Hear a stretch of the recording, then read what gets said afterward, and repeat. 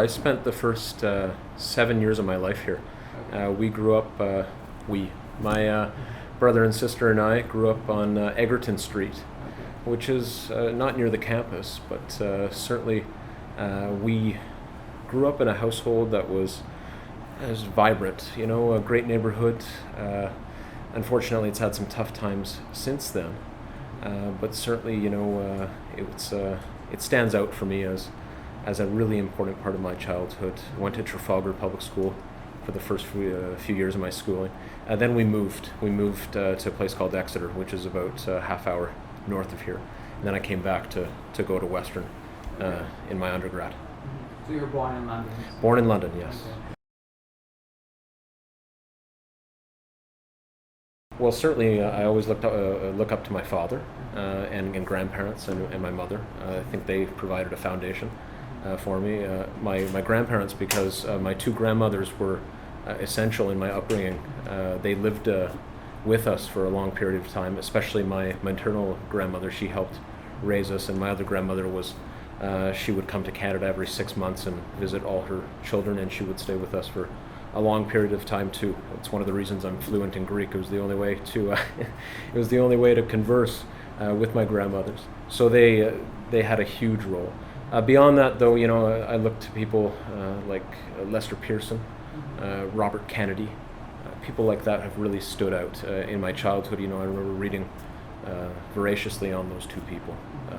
Pearson was so instrumental in Canadian foreign policy. Foreign policy is a special interest of mine. I have a huge passion for international affairs, and I look up very much to what Mr. Pearson achieved for Canada. But I think people like Bobby Kennedy as well made such a contribution. Unfortunately, he obviously didn't have the chance to become president of the United States, but I think his message of peace and hope and opportunity still resonate today, as we in fact saw in Mr. Obama's presidential campaign, but also Mr. Trudeau's campaign here just a few weeks ago now. Well, you know what? If you would have told me when I was first year undergraduate or second year undergraduate that I would be a member of Parliament one day, I would not believe you. Let's put it that way. I'll put it kindly. I was very interested in social movements, in that kind of approach to politics. But where things really turned was when I started volunteering as a young person, maybe in my mid-20s, with different organizations focusing on poverty issues in particular. There you sense that, you see that there is a way to make change. And one important way, now there's many ways, but one critical way is to actually get involved in the political process. So that's how I eventually became a member of the local riding association, the Liberal Riding Association in London North Centre. I became the chair of community outreach. And from there, when the contest opened up for the nomination of the Liberal Party, I sought it, I won the nomination, and I became the candidate mid-April 2015, I think it was. So, yeah. It's really about making sure that you can find a way to have an impact, and for me this was one critical way, one key way to have an impact, to sum it up succinctly for you. It was a great moment. We were watching it. Myself, my partner Katie Boychuk, my family, the central campaign team, my campaign manager Josh Chadwick, and some of the other key campaign team members.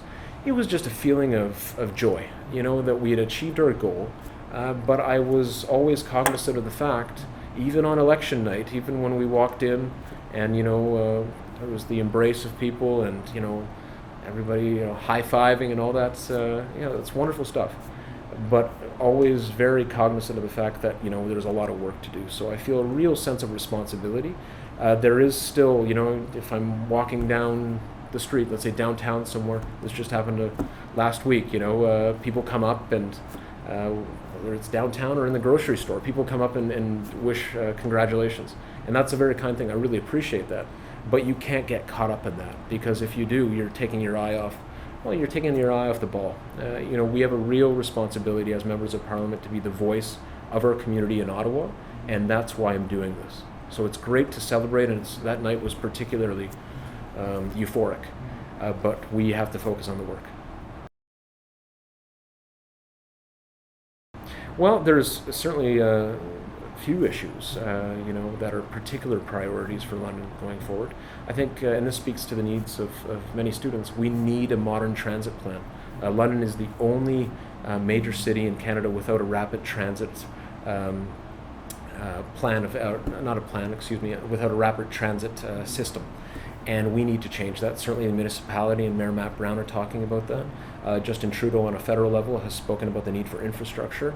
Central to that is transit, so I will go to Ottawa now and fight for transit. Too many students are waiting for buses to get to school or to get to the doctor, or to get to the grocery store, wherever it might be. We need to change that. We have finally opened up the discussion around that, and I plan to be an advocate for that in Ottawa. Along with the many other issues that we raised in this campaign, issues around the middle class and making sure that the middle class has an opportunity, because when the middle class does well economically, the poor do well, and those who are already doing well do even better. We have to make sure that that's a focus as well going forward. Certainly seniors. I'm very concerned about the plight of seniors. And the fact that we have an aging population, we have to make sure that our healthcare system recognizes that fact and is prepared for it going down the road. And as I mentioned before, on a much broader level, international affairs is a huge interest of mine. Making sure that Canada's voice is restored in the international community on a range of issues is critical for me and certainly for this government.